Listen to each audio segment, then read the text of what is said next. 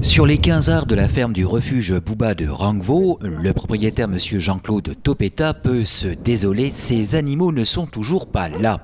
Il ne lui reste plus que les nombreuses photos de la quarantaine de chiens qui lui furent saisis.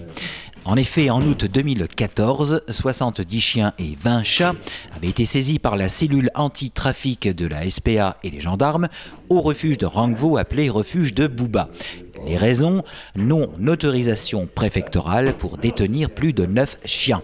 Les animaux sont alors transportés vers des refuges de la SPA en région parisienne, à Harry et à Thionville notamment. Le jour de la saisie, on avait 75 chiens ici au refuge. Une vingtaine de chiens, voire 22 chiens appartenaient à des propriétaires parce que les gens nous confiaient leurs chiens pendant la période de vacances.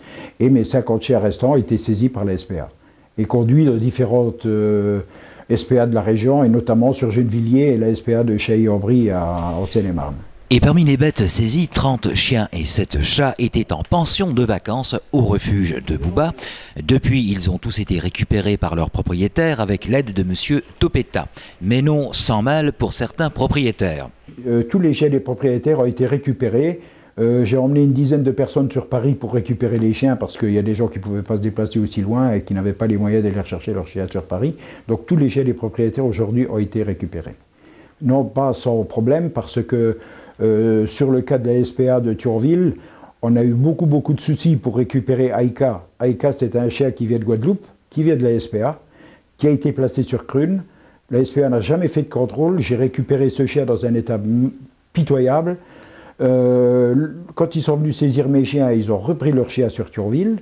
La propriétaire a eu un mal de chien à récupérer Aïka, c'est le cas de le dire. Et elle a écrit au procureur de la République de Thionville. Le procureur de la République de Thionville lui a certifié, il lui a envoyé un courrier en lui disant qu'elle ne pouvait en aucun cas intervenir pour la restitution du chien.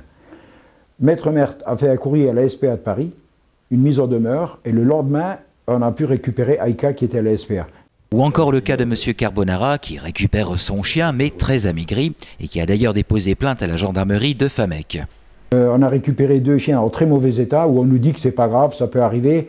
Igor, c'est un chien qui a perdu, il est parti de chez moi, il faisait 24 kilos, on l'a récupéré à 13 kilos, quoi. Je veux dire, on a dû le mettre sous perfusion pour pouvoir le retaper, et maintenant, bon, ben, il est tiré d'affaire, mais il n'avait plus de coussinet, on a les photos du chien dans un état lamentable, quoi. Alors chez moi, c'est jamais arrivé, hein, c'est jamais arrivé. Depuis la saisie des animaux d'août 2014, M. Topeta reçoit une ordonnance de référé en date du 17 mars 2015 de la Cour d'appel de Metz qui confirme la décision du tribunal de grande instance de Thionville du 6 février. Qui vient de la Cour d'appel de Metz, le tribunal de grande instance. Bon, vu les réquisitions du procureur, enfin, ci et là, on nous reproche donc un délit d'abandon d'animaux. Donc le rapport des 3 vétérinaires cités sur l'ordonnance n'ont jamais mis les pieds au refuge, quoi. Ce sont des vétérinaires de la SPA, tout simplement. Un délit de tromperie et de travail dissimulé. Sur le travail dissimulé, je vois pas du tout ce qu'on me reproche. Le travail dissimulé, ça peut être du gars qui vient donner un coup de balai chez moi, à une personne qui construit une maison au noir. Donc il n'y a pas de travail dissimulé. Chez nous, on n'a que des bénévoles qui viennent promener les chiens. On boit le café tous ensemble les après-midi. Je vois vraiment pas qu'est-ce qu'ils essayent de trouver. Pour ce qui est du bâtiment actuel qui n'est pas aux normes pour accueillir un nombre aussi important d'animaux, M. Topeta le reconnaît aisément. On n'a pas pu faire, ici à l'endroit où on se trouve, on n'a pas pu faire les installations qu'on nous a demandées. Mais tout le monde, même les services de la préfecture, nous ont toujours tolérés parce qu'ils savaient très bien qu'on s'occupait avant tout de nos chiens et les chiens ne manquaient de rien. Ils étaient soignés, ils sont surtout à liberté et moi c'était ça mon but. Il y a pallié en lançant un projet de construction d'un site d'élevage canin aux normes à Sainte-Ménihoux dans la Marne. En juin 2014, nous avions fait l'acquisition d'une propriété de la Marne pour justement accueillir ces chiens. Et nous avons déposé un permis de construire, donc on n'a pas fait ça après la saisie. Les papiers sont là, donc l'acquisition a été faite le 26 juillet 2014 et le permis de construire a été déposé donc, le 7 novembre 2014. Le 3 mars ou le 4 mars 2015, on a eu notre permis de construire. Donc tout le monde était au courant, même les services de la préfecture, ils ont vu les plans, ils m'ont dit dès que vous avez votre bâtiment, vous récupérez vos chiens. Néanmoins, l'ordonnance de référé en date du 17 mars de la Cour d'appel de Metz confirme la décision du TGI de Thionville, à savoir le placement des chiens dans les refuges SPA jusqu'à l'adoption.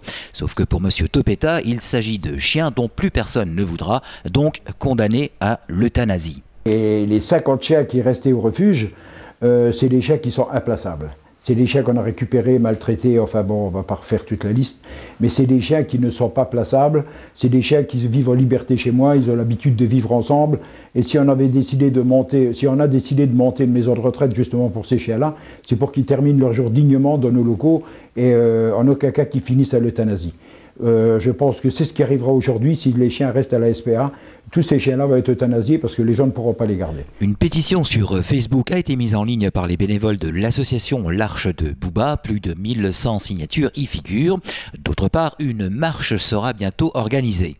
On va essayer d'organiser une grande marche parce qu'ils nous ont même saisi dans le rapport ils prennent les gens d'une association, ils prennent les chiens d'une association, pardon, et ils n'ont pas à toucher à ces chiens-là, quoi. Les 9 chiens qui appartiennent à l'association existe depuis 2 ans, on n'a pas à mettre ces chiens-là à l'adoption, quoi. Je suis désolé. C'est tous des chiens qui sont très âgés et qui ont besoin de soins. Donc on va essayer d'organiser une grande marche pour que les médias nous aident un peu. Il est important de préciser que l'activité fourrière de M. Jean-Claude Topeta, pour laquelle bon nombre de communes font appel à ses services, perdure. Pour le reste, épaulé par l'association L'Arche de Bouba, son combat pour récupérer ces animaux continue. Et moi, le but de les sauver, c'est de faire une maison de retraite pour ces chiens-là.